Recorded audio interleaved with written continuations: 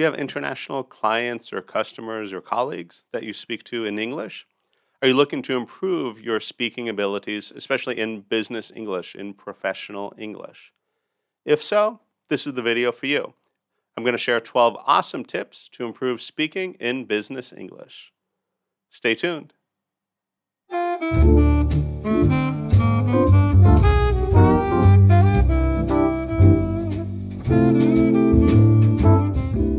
Greetings, colleagues. I'm Timothy Barrett, and this is the 4 Business English Rundown. This is the show for people from all over the world who want to improve their professional communication skills in English. Today, we're going to talk about 12 awesome tips to improve speaking in business English.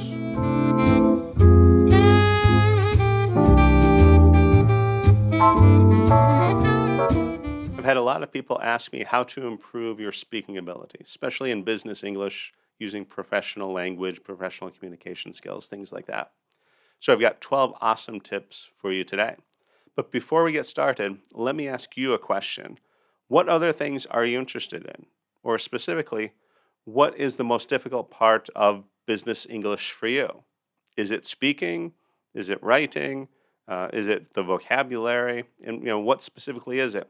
If you could tell me in the comments below, maybe I'll make some videos responding to your requests. I'll try to help whatever specific problems you have. So let's see how many comments we can get. So before we go any further, drop a comment. What area in business English do you find the most difficult? All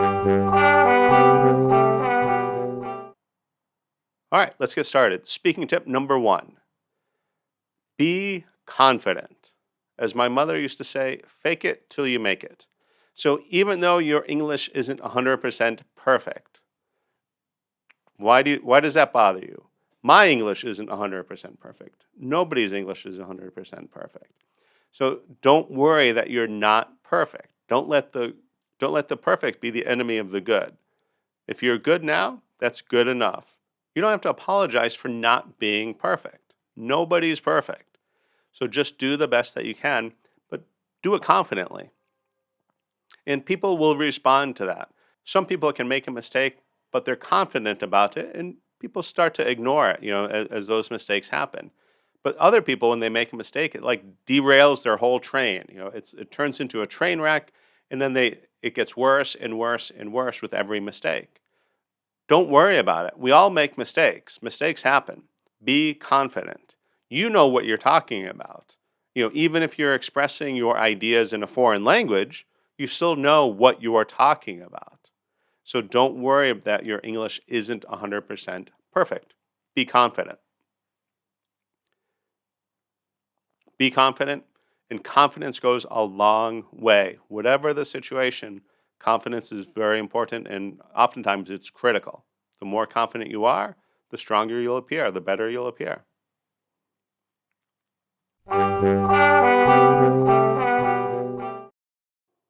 Tip number 2, this is probably my favorite tip actually. Speak loud, slow, and clear. And this is true even when I was training, new lawyers in the United States, speaking in the courtroom, that sort of thing, speaking in their native language. But, any type of public speaking where there's lots of people watching you or you're nervous when you're speaking, even if it's one-on-one, you might be nervous.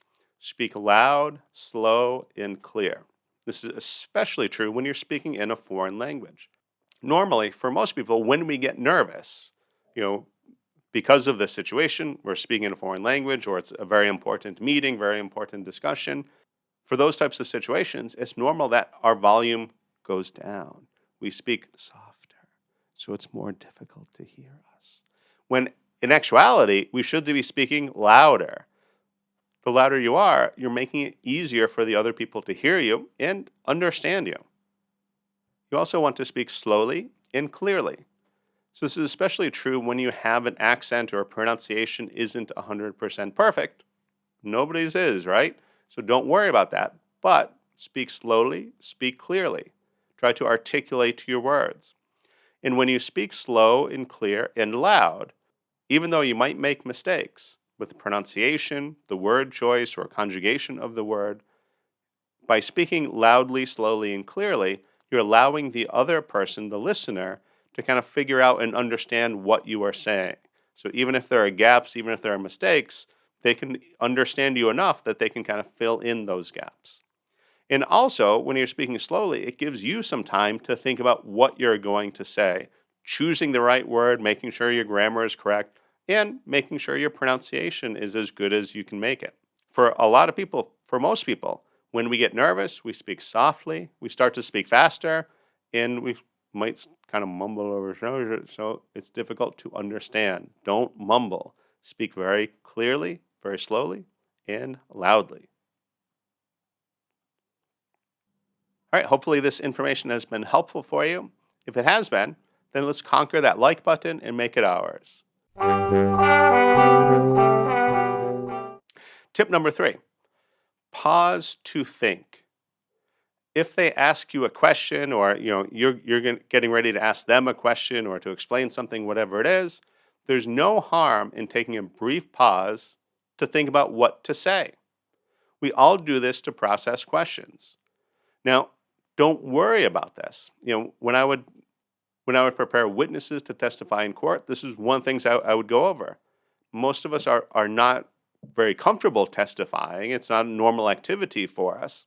And we often feel pressure to answer very as quick as we can. But there's no rush. Take your time. And think about it this way. If somebody were reading the transcript, they don't know how long you took to come up with the answer or to ask the next question. But if you go, and, or you make mistakes, they can read that in the transcript, in the written dialogue. But pause, think about your answer, think about your question, think about whatever you're going to say, and then go ahead and speak. Don't feel compelled that you have to keep talking. And there are some phrases that we can use to buy us a little time. If you need a moment to kind of think about, gee, what do I say next? Or how do I answer that? Or what question should I ask next? Things such as, that's an interesting question. I've never thought about that. I've never thought about this, but, then go on. Let me see. Or that's a good point. Let me think about that for a minute. So these are natural expression, natural phrases that kind of buy us a little time before we answer. All right, hopefully this has been helpful to you. If it has been, then let's conquer that like button and make it ours. Tip number 4, avoid using fillers. We all do this. It annoys me when I listen to myself and I hear myself using fillers. I try to avoid it, but most people do it. Fillers are words like, well, yeah. They don't add anything to the conversation. They don't change anything. They don't add anything at all. But there's something when our mind says we have to speak. I don't know what word to say yet, so I'll just throw out this yeah, like. So it can be very annoying. So try to avoid using these fillers. Now, one technique that can be very effective is to record yourself and then listen to it back. And when you listen, count all of those filler words. Keep a running scorecard. And often we are our own worst critic. So if you hear yourself do it, that's going to provide a lot of incentive to stop doing it. And don't worry, you don't have to get rid of all the filler words unless you're a professional orator, speaker, that sort of thing.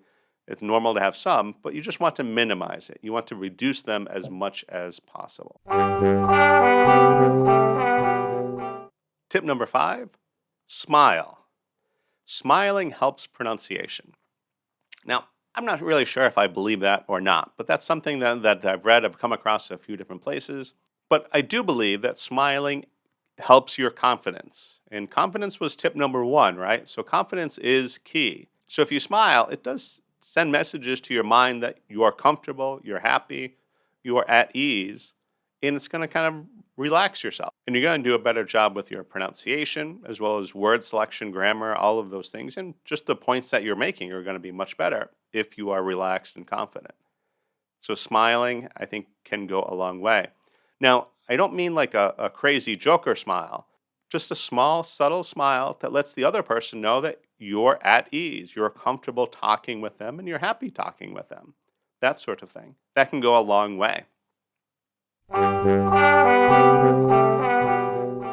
Speaking tip number 6, don't speak in a monotone. A monotone is when someone has the same level throughout their speaking. It's very boring, very dull. Often people with a monotone are the butt of many jokes. People are going to make fun of them because it's not interesting to listen to. No one wants to listen to someone that's monotone, drone on. Nobody likes those types of teachers or lecturers. Those are not the type of people enjoy listening to. So avoid the monotone. And even if you're normally not a monotone speaker, if you are nervous, you're worried about things, you're speaking in a foreign language, then kind of a defense mechanism or a side effect might be falling into kind of this a monotone rhythm. So try to avoid that. Vary your intonation, add emphasis to certain words, and maybe even use your hands. Emphasize certain things that are important.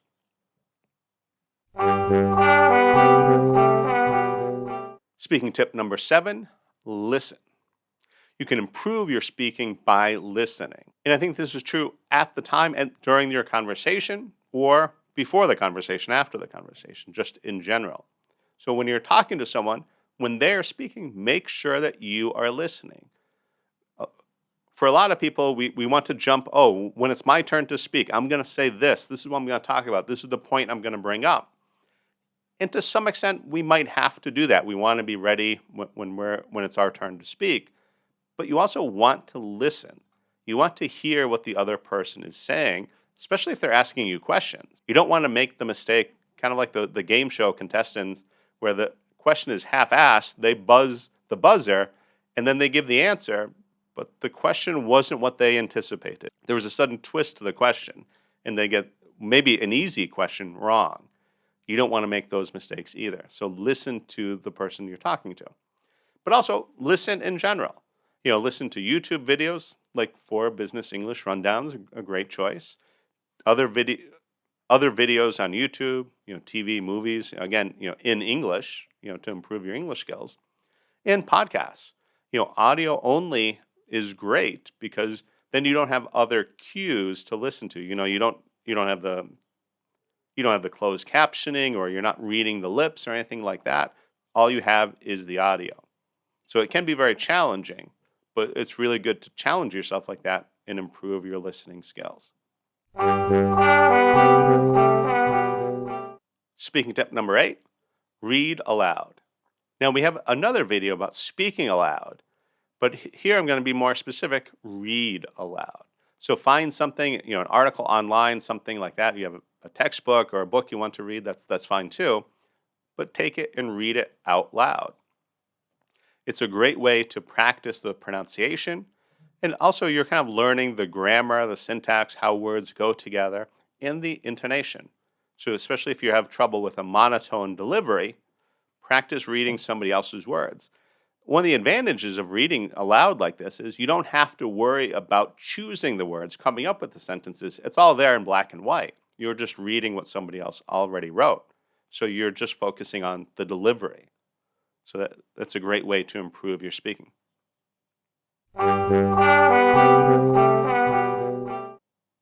Speaking tip number 9, think in English. Dedicate some time every day to think in English. During this time, do your best to keep your thoughts in English. So it could, for consistency's sake, it could be great if you choose, for this hour, this half hour every day, you're just going to think in English. Maybe it's your commute to work. You're on the subway, you're driving, however you get to work, but you're thinking in English. We always think. You're thinking about the conversation you need to have with your boss or your friend, your parents, your loved ones, whoever. You're thinking about that conversation. Maybe you're playing it over in your mind, or you're thinking about a conversation you had yesterday and you're like, I should have said this. Why didn't I say that? But play that out in English. You're thinking about what you have to do today, the tasks at work or your home list. What do you have to do once you get home? Or maybe you're going to the market. What are you going to buy at the market? Go through that list in English. So dedicate that half hour, maybe even 2 hours a couple of times during the day, an hour in the morning, an hour in the afternoon or evening, and just think in English as much as you can. Speaking tip number 10, speak to yourself in English. So, taking it a little bit further than thinking, when you're home alone or sometime by yourself, not so much when you're in the subway with other people, but when you're home alone, speak out loud. Have a conversation with yourself. Kind of like the thinking, whatever you're thinking about, your stream of conscious, that's fine. But just you're taking it another step forward, you're speaking out loud. But speak in English. Discuss your day, what happened, what you liked about that movie you watched, anything. Just talk out loud in English. Speaking tip number 11, practice common topics. This is especially true when we're talking about business English. I've kind of talked a little bit about this in some other videos. But know the lexicon of your business field and other areas of interest. Each field has specific words, the lexicon of that field, of that industry. So you want to make sure that you know those words and you're comfortable using those words. If customers often ask you, these same 5 questions, well, ask yourself those questions. How do you answer those in the best way? In the best way, meaning providing the most information to the person asking the question, but also that makes you or your company look good, that sort of thing. You want to be very efficient at it, and you want to sound professional. So how do you do that? Well, one way is to practice. Think about, what do you want to tell them? What should you include in your answer? And maybe especially if it's something complicated, how do you explain that? And practice doing that. And pay attention when you meet people or you deal with customers, clients, colleagues, or family members, friends. When they ask you questions about your business, about your field, they have a complaint, they have a question, something, what kind of questions do they ask? And how can you answer those best?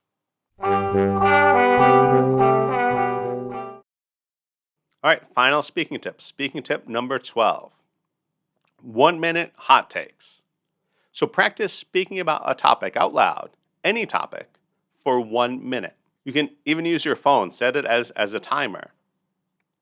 But when that timer starts, look around your room, look around something, find one object, one thing to talk about it for 1 minute. It could be the window, your book, the computer, the chair, whatever it is. Just talk about it for 1 minute. Describe it. Do you like it? Do you dislike it? What do you like about it? What do you hate about it? It doesn't really matter. Just talk about it. Give your 1-minute hot take about it.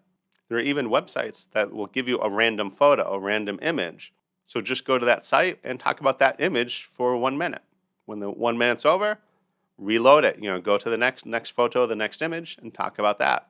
This is a great way to prepare talking about anything. Unlike the last thing we talked about, preparing for your field, your business, what you usually talk about in your professional capacity. Here, you're practicing talking about anything random that you often can't predict is going to come up. But when we have conversations with people, that's pretty normal. Whether it's personal, social time, meeting with friends and colleagues, or maybe business related, but often the unexpected come up. That would be a normal part of a decent conversation, a long conversation. So try out the 1-minute hot takes. Let me know how they go in the comments below. All right, hopefully this information has been helpful for you. If it has been, then let's conquer that like button and make it ours. Also check out some of the other rundown videos. If you enjoyed this one, I'm sure you'll like the other ones as well. Work hard today and enjoy tomorrow.